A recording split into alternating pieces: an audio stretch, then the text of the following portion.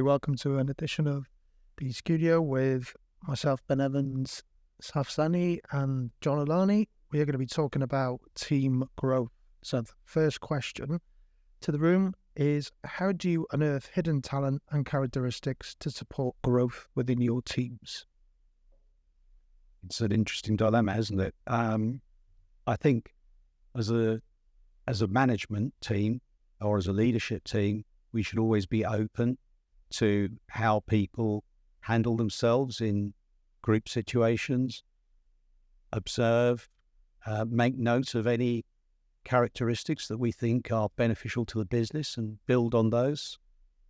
Certainly look for improving the dynamics of the team.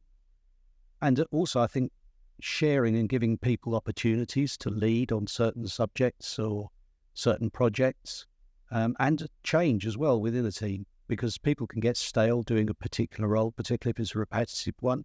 And if you share that duty amongst the team, you may find a superstar. Yeah, agreed. Yeah, I'd agree with that as well.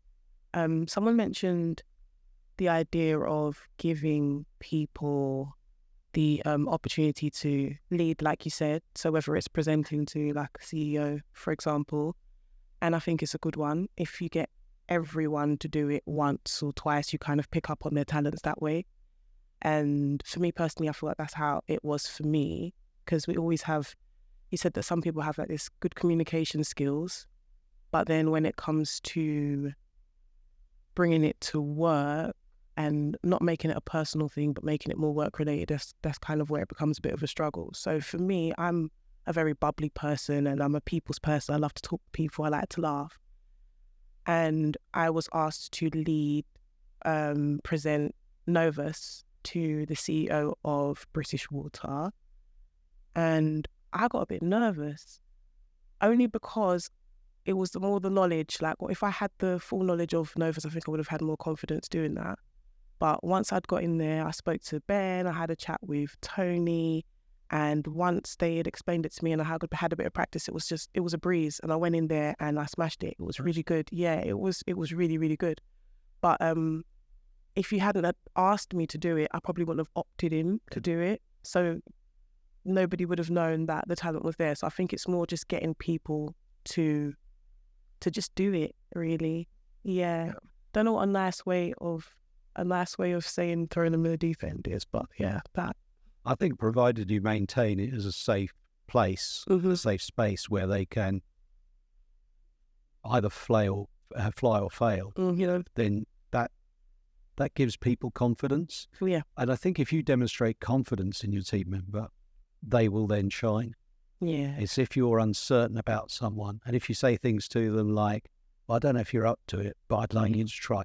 That's not a great start. No. And I've seen managers do that in the past. It's much better to say, you're going to be absolutely superb at this. Yeah. I trust you. Now do it. Mm-hmm. Yeah. I think the characteristics, like that example you shared there, something like that, presenting that to CEO on a subject that's quite technical, but like the feedback I had is it landed so well because it was a very personable session. Yeah. And I think that's what we probably got. A lot of people in the team are really good at that, are really good at bringing their personality to sometimes really dry subjects. Like that's the reality. Yeah, some of the subjects are really quite dry, but actually when you bring a personable element to it, people are far more receptive to that, and they buy into the individual, right? So it's people by people. They don't buy, brands and whatever else. But that's what it comes down to. But your point there, Saf, like having the confidence to go, yeah, I can do this, and then having the support network around you, it's almost like a permit to fail. No one's going to come to you and say, oh, you really dropped the ball. That doesn't matter. You got the support around you. You can make it work. And I just think we need to afford people more opportunities to do that. Great.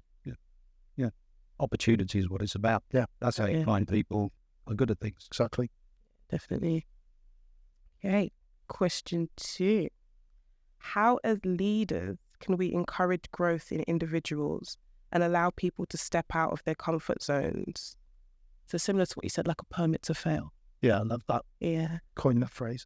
I think it comes back to a couple of different things. I think with allowing people to sort of step out of their comfort zone. They need to be willing to do that themselves anyway. That's half the battle. The individual needs to want to do that, but they need encouragement in terms of looking at what their core skill sets are, taking the technical elements away, because I think everyone has got that, or they wouldn't be here, right? But the personable, more softer skills, I think, is unearthing those. And then even if there's opportunities for improvement in those areas, so public speaking, being able to converse with a broad range of stakeholders, that takes time. You don't just learn that. There are instances I can recall from my career where I've had to learn on the fly, being put in front of an audience, and you think, I'm not ready for this, but you soon become ready. It's just about, I think a lot of it comes down to encouraging individuals and giving them a platform to experiment. Like we spoke earlier as a group around, there's plenty of opportunities we have speaking to senior stakeholders where the individuals don't necessarily need to present, but they can be in the forum to get a feel for what it looks like. So it's a little bit like when you take kids to like a new club, they watch the first two and then all of a sudden they want to get involved. It's the same thing. It's like, come to my senior stakeholder club where I'm going to talk to a CEO of a water company. But it's the same thing. Get a feel for it, and then you build the confidence from there. Yeah, I think that's a very valid point. And sharing duties amongst the team. We've got several weekly meetings, different subjects, but if you share those duties amongst the team so that they come along and present, challenge the team members.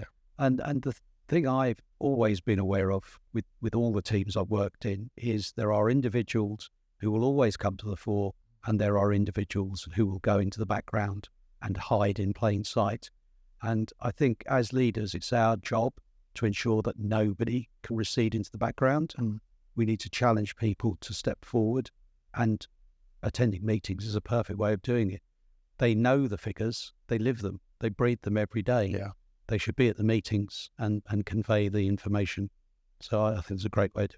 It's not even just the presenting and speaking side of things as well. I think there's a lot of like project management skills, minute taking, general kind of managing agendas, kind of whatever it might be in terms of if you're managing a meeting, you might be doing an analytical exercise.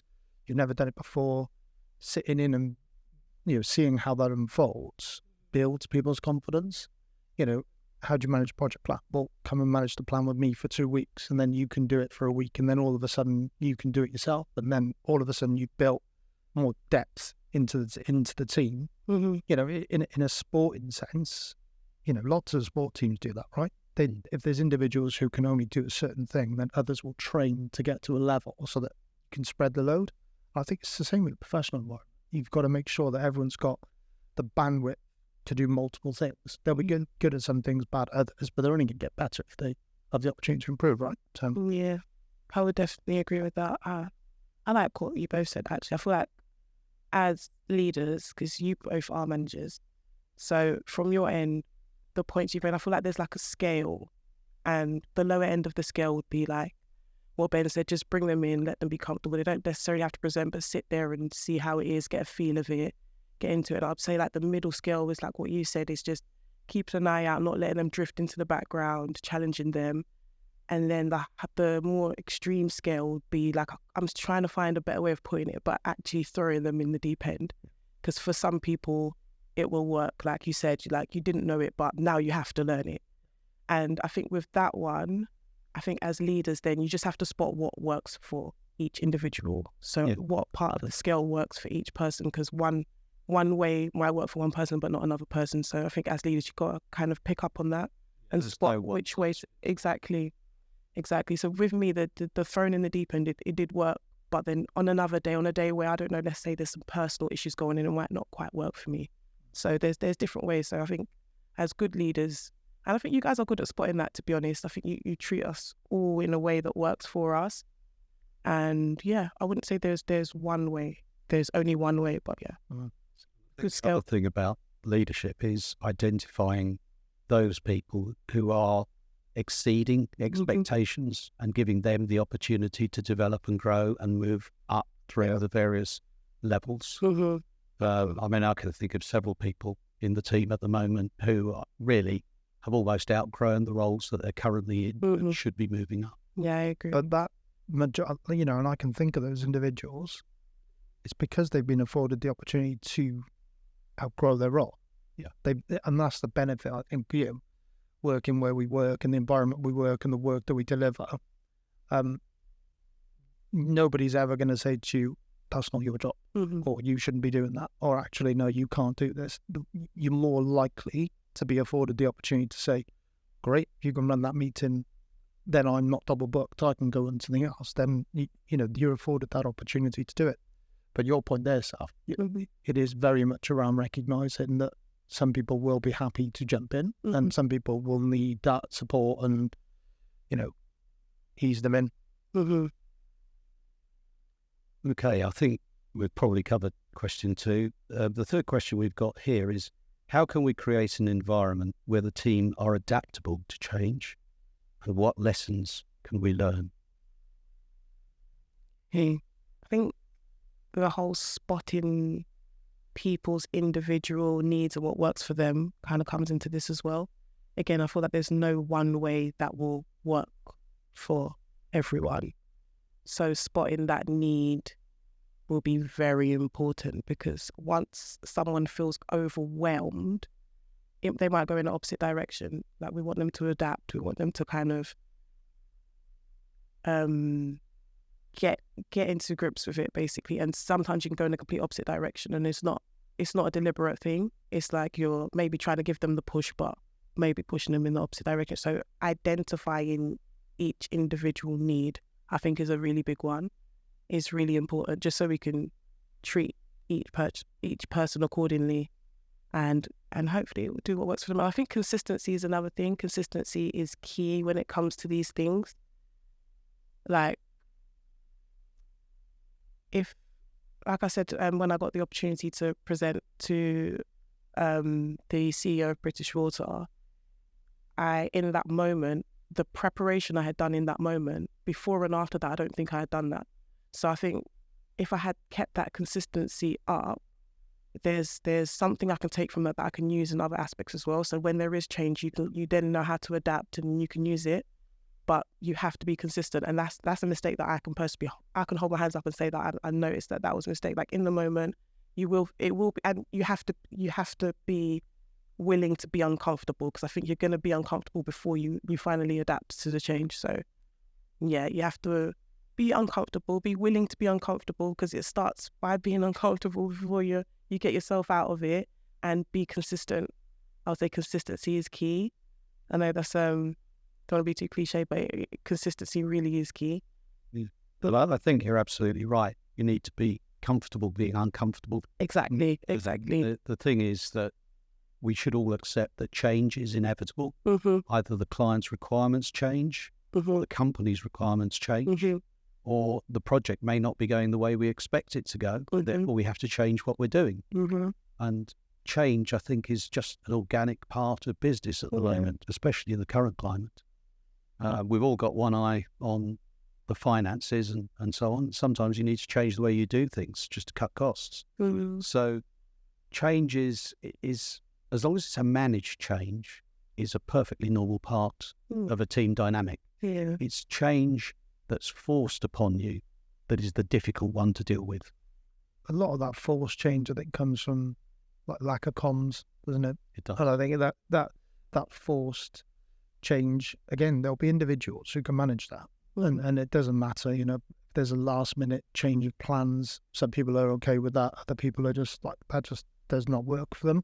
I think making people more adaptable to change, I think a lot of what that comes down to is understanding people's individual requirements and needs. So some people will be more than happy that they move from one project to another at a minute's notice, and they'll adapt to that.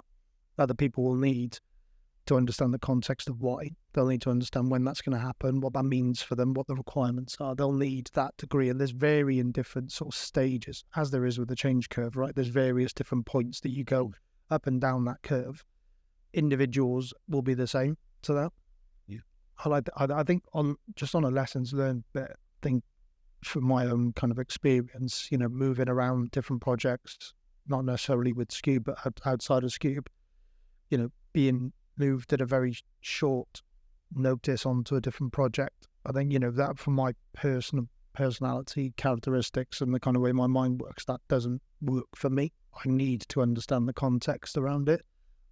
If you're quite a planned individual, you need that comms, you need that build up, you need the context. If you're an unplanned individual, then you probably adapt it differently. But it's about just, I suppose, any form of change, your point, John, it's inevitable, it's going to happen. But being able to adapt to it is very much an individual. So I suppose as long as we all understand that, then you can take people on that journey. Yeah, and it's an interesting point, isn't it, that there are people who cope well and others who don't. And I think the ones who don't cope with it, we need to understand and accept that. And we also need to show them why it's not such a bad thing. Yeah. And show them that actually it's another opportunity. Yeah. It's an opportunity to develop themselves and maybe find a talent they didn't know they had. So I think change actually is a good thing.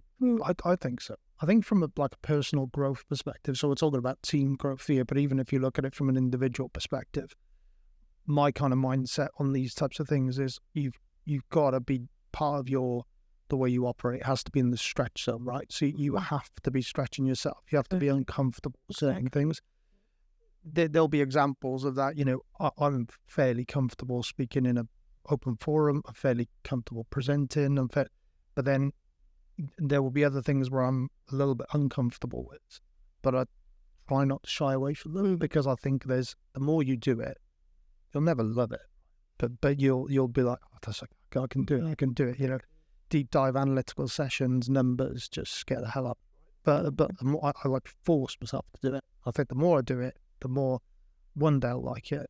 I don't think that'll happen. But it'd be easy for you to go, I'm not going to do that. Yeah. You get somebody else to do it. Yeah. Sit in this comfort zone over here and that'll be all fine. Yeah. You don't grow. Exactly.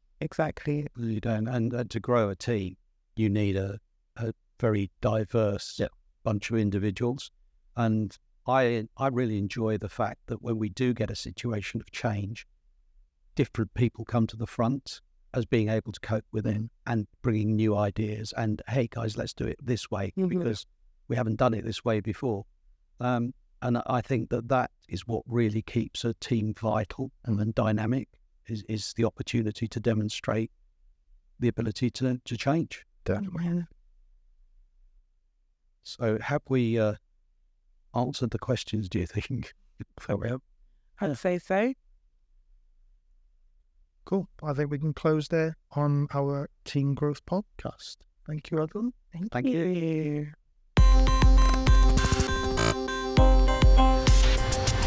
you.